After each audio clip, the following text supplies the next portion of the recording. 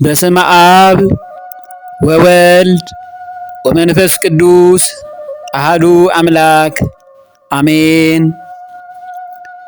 እግዚአብሔርን የምትወዱ እግዚአብሔር የሚወዳችሁ የልዑል እግዚአብሔር ቤተሰቦች በጌታዬ በኢየሱስ ክርስቶስ ፍጹም ሰላም የአክብሮት ሰላምታዬን እያቀረብኩላችሁ ወደ ቀጣዩ ቁጥር 4 ትምህርታችን እንገባለን ማለት ነው። ካለፈው ቁጥር 3 ያቆምንበት ትምህርታችን ለኢትዮጵያ ሰዎች ምግባቸውን ሰጣቸው በሚለው በነቢየ እግዚአብሔር ቅዱስ ዳዊት መዝሙር 73 በቅንፍ 74 ቁጥር 14 ትምህርትን መሰረት አድርገን ነው ትምህርታችንን እዛ ላይ ነበር ያቆምነው። ሌላው በመጽሐፍ ቅዱስ ኢትዮጵያውያን የተጠሩበትን ትምህርት ደግሞ በቁጥር 4 ላይ እንመለከተዋለን ማለት ነው። የሐዋርያት ሥራ ምዕራፍ 8 ከቁጥር 27 እስከ ቁጥር 40 ላይ እንዲህ ይላል። የጌታ መልአክ ፊልጶስን ተነስተ በደቡብ በኩል ከኢየሩሳሌም ወደ ጋዛ ወደሚያወርደው ምድረ በዳ ወደ ሆነው መንገድ ሂድ አለው። በደቡብ በኩል ማለት ኢትዮጵያዊውን ጃንደረባ የሚያገኝበትን ስፍራ ማለት ነው። እነሆም ህንዴኬ የተባለች የኢትዮጵያ ንግሥት አዛዥና ጃንደረባ የነበረ በገንዘቧም ሁሉ የሰለጠነ አንድ የኢትዮጵያ ሰው ሊሰግድ ወደ ኢየሩሳሌም መጥቶ ነበር። ሲመለስም በሰረገላ ተቀምጦ የነቢዩን የኢሳይያስን መጽሐፍ ያነብ ነበር። መንፈስም ፊልጶስን ሲያነባየውና የሚለውን ምስጢር ታውቀዋለህን አለው። የሚተረጉምልኝ ሳይኖር እንዴት አውቀዋለሁ አለ። ይሄ ነው አባቶቻችን የቀደሙት እንዲህ አድርገው የማያውቁትን እናውቃለን አይሉም። አሁን ግን እኔን ጨምሮ ብዙ ኢትዮጵያውያን የማናውቀውን እናውቃለን እያልን ነፃ ሚዲያ ስላገኘን በማይጠቅም መንገድ የብዙ ሰዎችን ልብ የምናደማ ጥቂቶች አይደለንም። ይህ የኢትዮጵያ ባህልና እሴት አይደለም። ከተማርን ከኢትዮጵያዊው ጃንደረባ ሁለተኛው መልከጼዴቅ ስሙ ባኮስ ከተባለው ሰው መማር አለብን። ትሕትናን የምታነበውን ታስተውለዋለህን አለው። በምን ተርጓሚ ሳይኖር አውቀዋለሁ አለው። ወጥቶም ከእርሱ ጋር ይቀመጥ ዘንድ ፊልጶስን ለመነው። ያነበው የነበረውን የመጽሐፍ ክፍል ይህ ነበረ። እንደ በግ ወደ መታረድ ተነዳ፣ የበግ ጠቦትን በሸላቾቹ ፊት ዝም እንደሚል ነው ያለው። ዝም እንደሚል እንዲሁ አፉን አልከፈተም። በውርደቱ ፍርዱ ተወገደ፣ ሕይወቱ ከምድር ተወግዳለችና ትውልዱንስ ማን ይናገራል አለ። ጃንደረባውም ይህን ቃል ይህን ትርጉምና ምስጢር አልተረዳም ነበር። ጃንደረባው ለፊልጶስ መልሶ እባክህ ነቢዩ ይህን ስለማን ይናገራል? ስለ ራሱ ነውን ወይስ ስለ ሌላ አለው። ፊልጶስም አፉን ከፈተ። ይህ ፊልጶስ ከሰባቱ ዲያቆናት ሁለተኛው ዲያቆን የነበረው ፊልጶስ በሐዋርያት ሥራ ምዕራፍ 6 ከቁጥር 1 ጀምሮ እስከ ቁጥር 6 የተጠቀሱት ፊልጶስ ወንጌላዊውን ነው። ሁለት ፊልጶሶች አሉ ከ12ቱ ሐዋርያት። አንደኛው ይሄ ወንጌላዊው ነው። ከ12ቱ አርድእት ነው የሚደመረው። ነገር ግን ያኛው ፊልጶስ ሐዋርያው ፊልጶስ እርሱ የጌታ ሐዋርያ ከተባሉት ከ12ቱ አንዱ ነው። እሱ ፊልጶስ ማለት አይደለም። ይህ ፊልጶስ እናስተውል። ይህ ፊልጶስ ከሰባቱ እስጢፋኖስ ቅዱስ እስጢፋኖስ ፊልጶስንም ፕሮክሮስንም ኒቃሮናንም እያለ ዲያቆናቱን የሾሙበት አባቶቻችን ሐዋርያት የመረጧቸው ዲያቆናት አንዱ ከሰባቱ ዲያቆን ሁለተኛው ዲያቆን ማለት ነው። ይህን ዲያቆን ነው የላከው። ወንጌላዊ ነው። እጅግ የተቀደሰም ቅዱስ አባት ነው። ከዚህ መጽሐፍ ጀምሮ ስለ ኢየሱስ ወንጌልን ሰበከለት። በመንገድም ሲሄድ ወደ ውሃ ደረሱ። ጃንደረባውም እነሆ ውሃ እንዳልጠመቅ የሚከለክለኝ ምንድን ነው አለው። ፊልጶስም በፍጹም ልብህ ብታምን ተፈቅዶአል አለው። መልሶም ኢየሱስ ክርስቶስ የእግዚአብሔር ልጅ እንደሆነ አምናለሁ አለ። እንዲህ አይነቱን ቃል ከተናገሩት በመጽሐፍ ቅዱስ ከተማርናቸው ሊቀ ሐዋርያት ቅዱስ ጴጥሮስ የመጀመሪያውን ሲይዝ ኢትዮጵያዊው ጃንደረባ እኔም በእግዚአብሔር ልጅ አምናለሁ አለ። ይሄ ነው ኢትዮጵያውያን በእግዚአብሔር ልጅ የባህሪ አምላክ እንደሆነ አምናለሁ ማለት ነው። ኢትዮጵያውያን የክርስቶስን ነገር በዚህ መንገድ ነው የምንረዳው መረዳት ያለብንም። ሰረገላውም ይቆም ዘንድ አዘዘ። ፊልጶስና ጃንደረባውም ሁለቱም ወደ ውሃ ወረዱ፣ አጠመቀውም። ከውሃውም ከወጡ በኋላ የጌታ መንፈስ ፊልጶስን ነጠቀው። ጃንደረባውም ከውሃው ከወጡ በኋላ የጌታ መንፈስ ፊልጶስን ነጠቀው፣ ሁለተኛም አላየውም። ደስ ብሎት መንገዱን ይሄድ ነበር። ኢትዮጵያዊው ጃንደረባ ድንቅ ነው። ይሄ ነው እግዚአብሔር ክርስቶስን የመሰለ አምላክ ስናገኝ በልባችን ውስጥ ሲገባ እንዴት ደስ አይለንም? ዘላለማዊ እኮ አምላክ ነው። ኢትዮጵያዊው ስሙ ባኮስ፣ ሁለተኛው መልከጼዴቅ፣ የመጀመሪያውን ከጻድቁ አብርሃም ዘመን የነበረውን አይተናል። ሁለተኛው መልከጼዴቅ ኢትዮጵያዊው ጃንደረባ ስሙ ባኮስ ይባላል። ከዚህ ሰው እኔ የእግዚአብሔር ልጅ አምናለሁ። ከዚያ በፊት አባቶቻችን ሐዋርያት አንዱ የነበረው ሊቀ ሐዋርያት ቅዱስ ጴጥሮስ እግዚአብሔር ክርስቶስ የሕያው እግዚአብሔር ልጅ እንደሆነ አምናለሁ እናውቃለን ብሎ ነው የመሰከረው። ይሄ ነው አባታችንን ኢትዮጵያዊው ጃንደረባ ይሄን የመሰከረው። ድንቅ ነው ኢትዮጵያውያን። መልካም።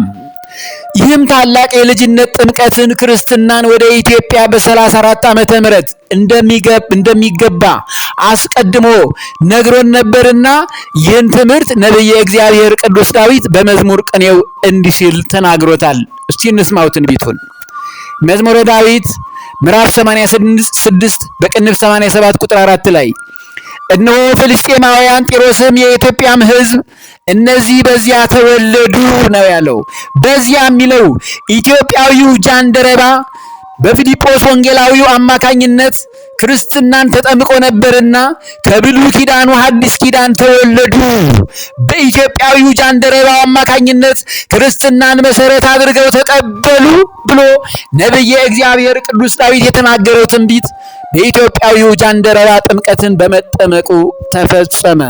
መወለድን ከመጽሐፍ ቅዱስ እናየው። በዮሐንስ ወንጌል ምዕራፍ 3 ቁጥር 3 ላይ እውነት እውነት እልሃለሁ ኒቆዲሞስን ነው ክርስቶስ ሰው ዳግመኛ ካልተወለደ በቀር የእግዚአብሔርን መንግሥት ሊያይ አይችልም አለው። ከውሃና ከመንፈስ መወለድ ስላስፈለገ ማለት ነው። ይህንን ነው ኢትዮጵያዊው ጃንደረባ የፈጸመው።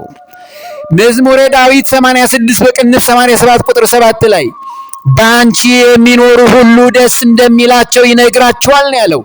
አንቺ የተባለችው ምንድናት? ጥምቀትን ነው።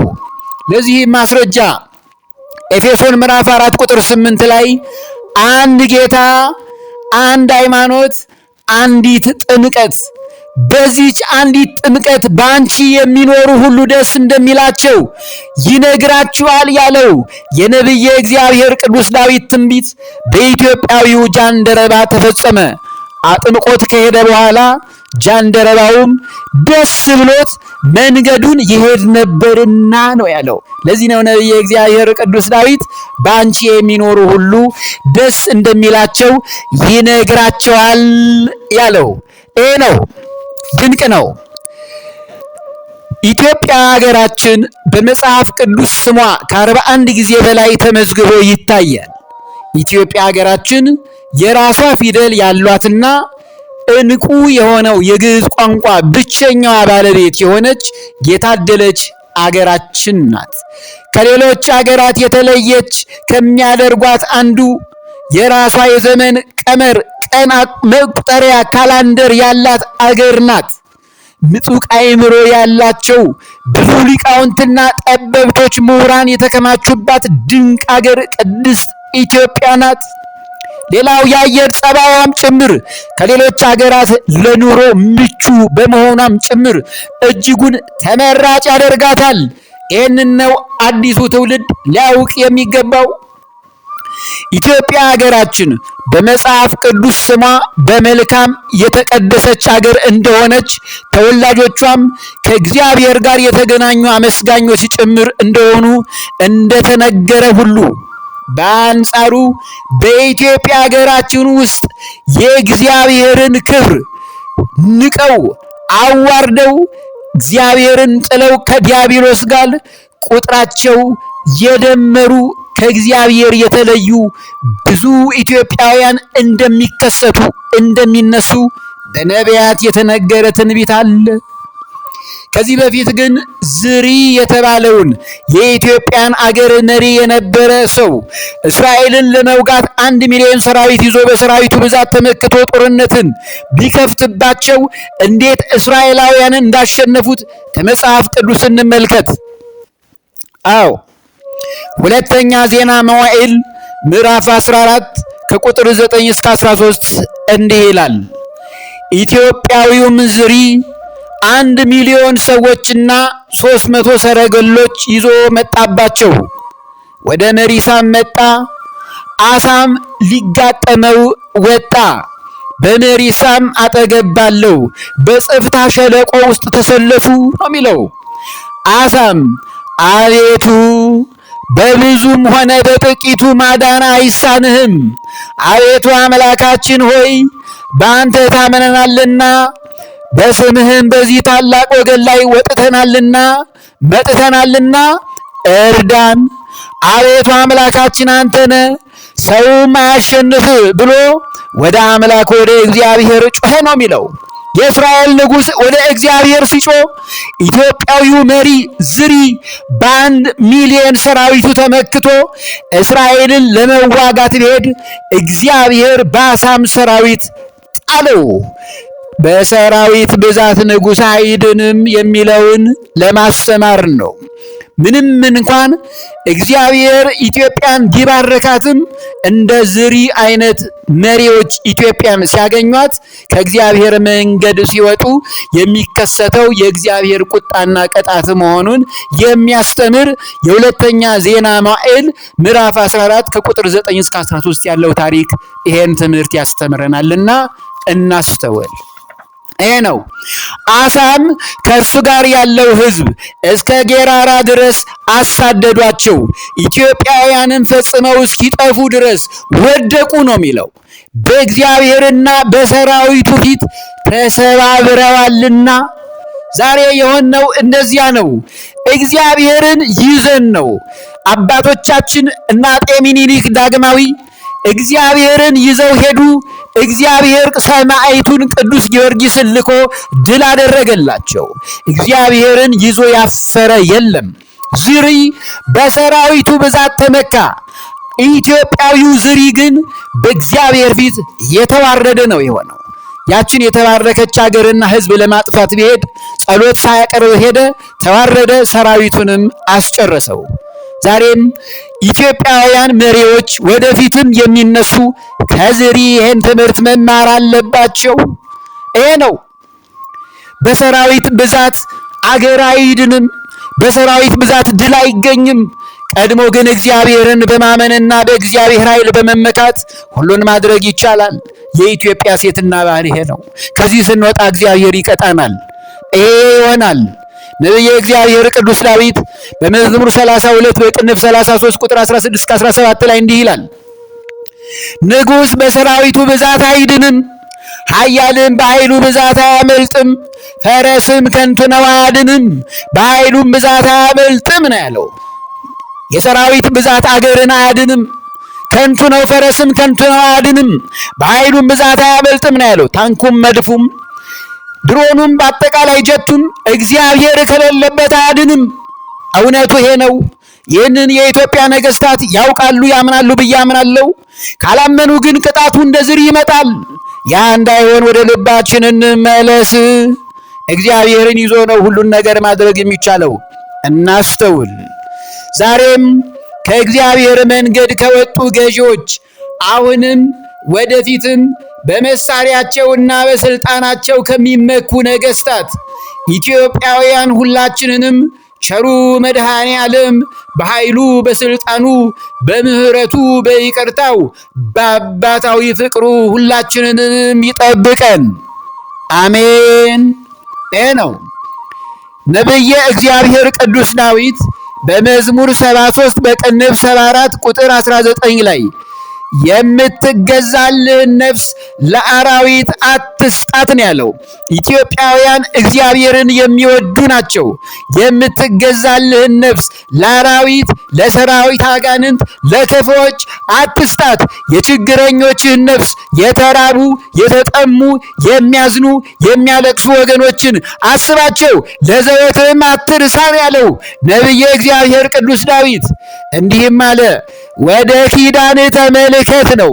ዛሬም አባቶቻችን በገዳማት ያሉ ቅዱሳን የተሰወሩቱ እንዲሁም ንጹሐን አገልጋዮች የተባረኩቱ ለአባቶቻችን የሚጸልዩት ዛሬም ለሀገራችን ለኢትዮጵያ የሚለምኑት እንዲህ በማለት ነው።